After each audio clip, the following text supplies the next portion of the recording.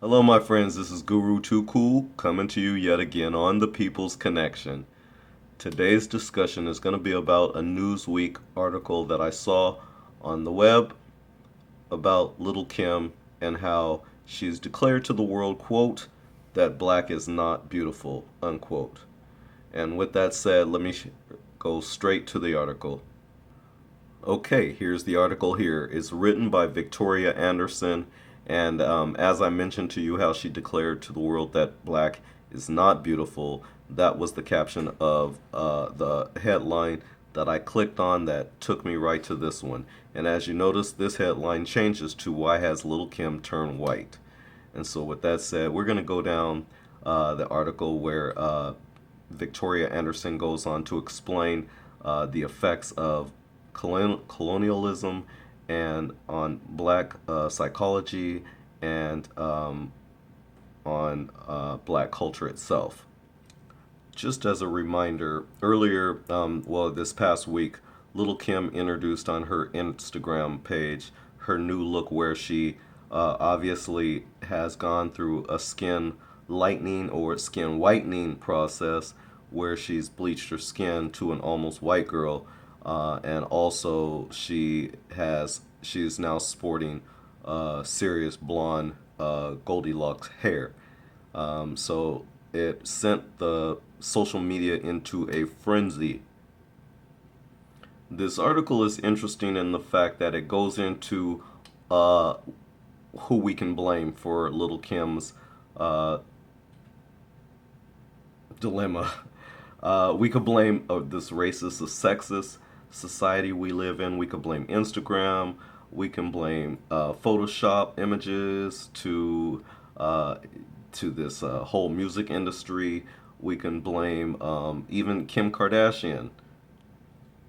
Yet it's not even all about who we can blame for this. It's a matter of how did we get to this point? We've gotten to a point where we have a white woman, for instance, by the name of Rachel Dolezal, who was the leader of an NAACP chapter, and later found out that she was portraying or perpetrating herself as an African American. And in her heart of all hearts, she believes that she is uh, black. And um, with all due respect, she's right on point because if you really look at it, we all come from an African source. Anthropology, the archaeology, all the scientists and experts have said that all of humanity comes from an African source. People have tried to debunk that because people don't want to believe that we all come from an African source, but it is what it is. And with that said, she has declared that she is indeed an African American, but she has white skin. There are light or white colored black people. That is not an impossibility. Black people have created and have been able to procreate some of the lightest people that we know, namely the albinos. And if we go on Dr. Frances Cress Welsing's theory from the ISIS papers, the keys to the colors, she goes on to say that those albino offsprings who fled out of Africa went north. And if you look at a world map, north from Africa is Europe. And so these albinos procreated in Europe, thus creating what we now know as the white race, because the white race cannot procreate black children. Therefore, we know that they definitely were not first because there would be no other races other than white if that was the case. That's a simple one to figure out. Common sense. 1 plus 1 equals 2. But anyways, moving on. I'm sorry to stray from this. Um, the point I was trying to make is just that Rachel Dolezal, a white woman, portraying herself as a black woman, I give her credit.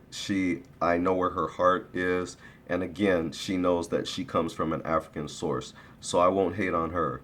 Little Kim, I feel, is a product of white supremacy for sure, and all of its effects. White people do not understand uh, the hegemonic attitude and philosophy that you put on other people of color.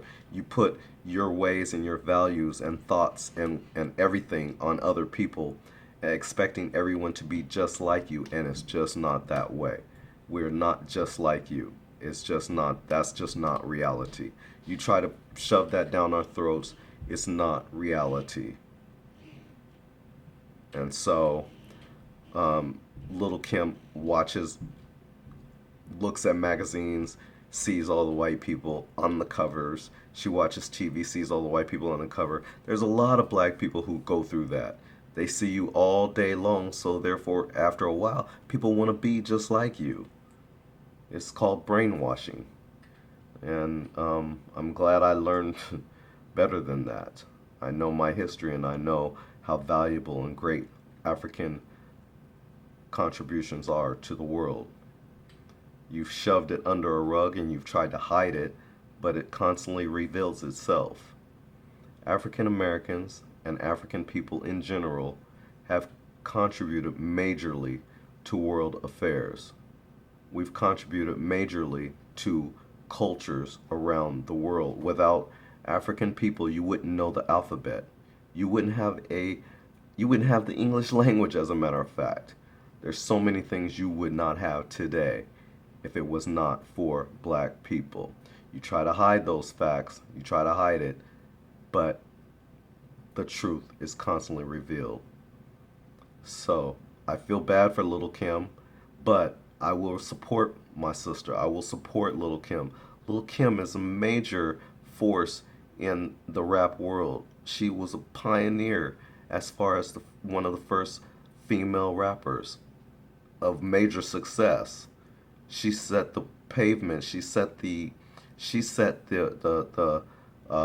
benchmark and the groundwork for other rappers that came after her, like Nicki Minaj, for instance.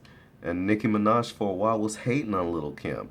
And if it wasn't for Lil Kim, there wouldn't have been no Nicki Minaj. Some of these youngsters don't even realize that point. But I don't want to go there because this is about love. My channel and what I talk about when it comes to black people, I am pro-black. I'm not anti-white. I'm not anti anybody else, but I'm for sure pro-black. And I want to make sure that our people know the truth. This is Guru Too Cool coming to you live on The People's Connection. I thank you for watching. For those of you who have already subscribed, thank you very much for hanging in there with me. And if you haven't subscribed already, please don't do so. If you like this video, give me a thumbs up. And if you agree or disagree, leave me a message. We can talk about it. Thanks again. Peace out.